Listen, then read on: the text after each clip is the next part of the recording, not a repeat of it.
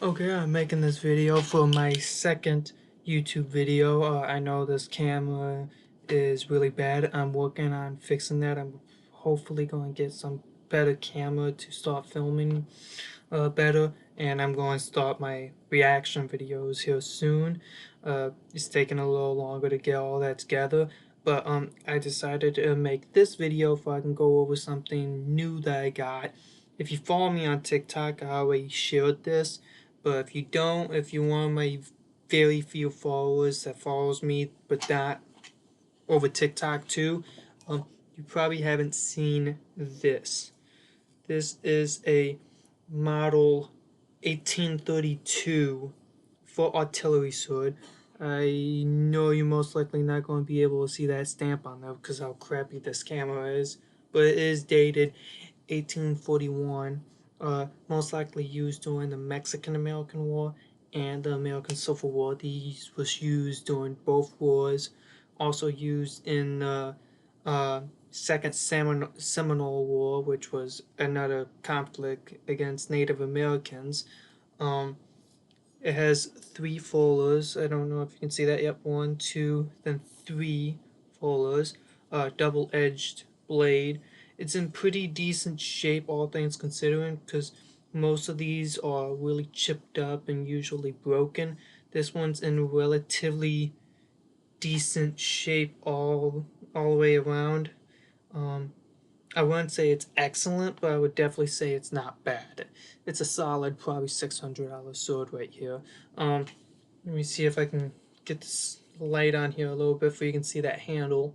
It's one of my favorite designs for a sword. It has almost like dragon scale handles to it with a straight cross guard, and then the federal eagles being stamped on the pommel. They are pinned in, so what would happen is this would slide on and then they would pound a pin into the back, and then they have three pins going across the side to more stabilize this handle, because there was a lot made of the Oli type ones, model, no, the actual 1832s all the way up to like 1836. They didn't pin the handles, and they realized if the sword get whacked around quite a bit, the handle would just come off. So they put three pins on them. That's how you know it's a military issued weapon. The non-military issued ones don't have three pins in the pommel. This one does. This one is very, very nice, and it's a part of my collection now. Let me get up and put it back in my cabinet. Since I'm up talking about weapons, I might as well also show you this one that I got. This one is a magician's sword. I think it's like a model 1858, I think. It's a magician's sword. This one's dated 1864 by the Ames manufacturer. The other short sword I just showed you was also a Ames manufacturer sword. Actually, the funniest part is the sword that I just showed you back there was the first major contract that the U.S. did with the Ames manufacturer, which is one of the best knife makers or weapon makers of its time. But getting back to this, it's a very thin, very light sword. It was made to be carried by obviously magicians, like you drummers, you buglers, people like that would carry a weapon like this. But also, these was also used in combat sometimes. When they was running low on resources, this was issued to a lot of troops at that point. Um, this one's actually very interesting because this is a Confederate capture one. It's actually marked CSA up at the guard, which means this was actually captured by the Confederates sometime during the American Civil War, which is extremely neat. Um, I got a few more other small weapons I will be showing in this video. If you give me one more second, I will grab there's probably 2 more weapons I'll show you. We're going over strictly Civil War era weapons, so I won't show you anything else. I might make another video going over some non 19th century weapons. This is another magician's sword I have. This one's dated 1862, so this is the early model one. There's slight differences, like down here by the pommel. I don't know if you can see that because the lighting's pretty bad, but this entire end right here is slightly different, and the handle's a little bit thinner. Same thing, aimed manufacturer. The blade's a whole lot cleaner, except for there's a little bit of rust at the tip. If you can see that, I think you can on the video. It's right here. But yeah, this is another beautiful sword that I love having in my collection. And that's pretty much it. Now, I will show you one last, actually technically 2, I guess, because one isn't Civil War or anything. It's 19th century. This is a Ottoman Empire sword. This was made by the Ottoman Empire.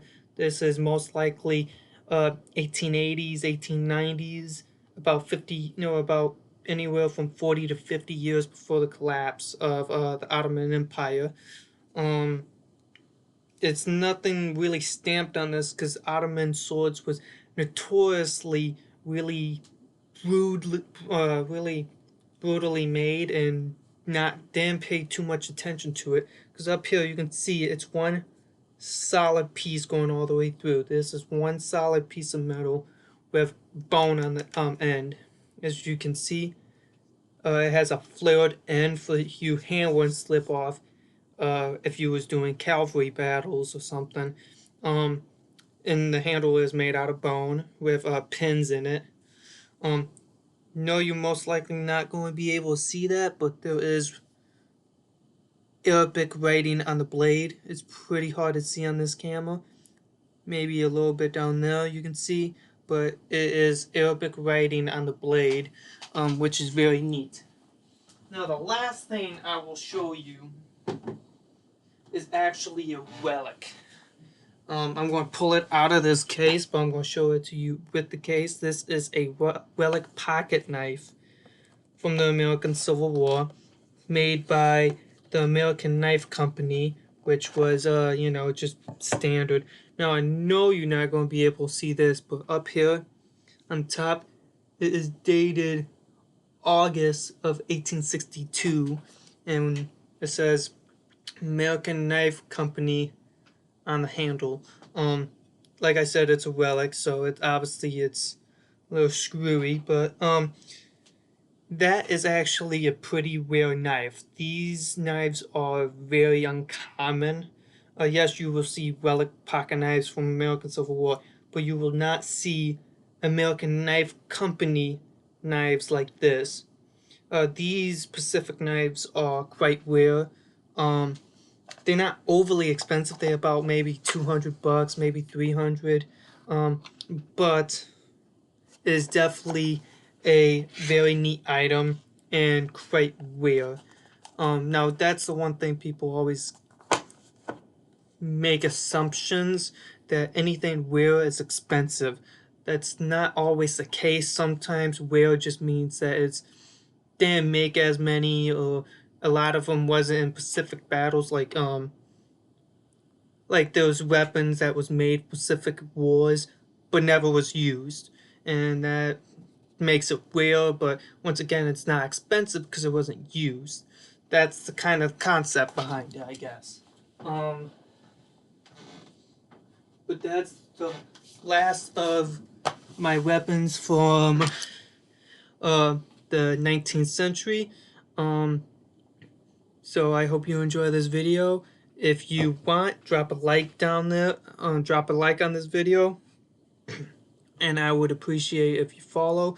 I am getting better cameras and everything, so this whole setup will be changing. Hopefully I can start doing reactions to videos relatively soon. But that's pretty much it for this video. I hope you enjoy this video, and I will see you in the next.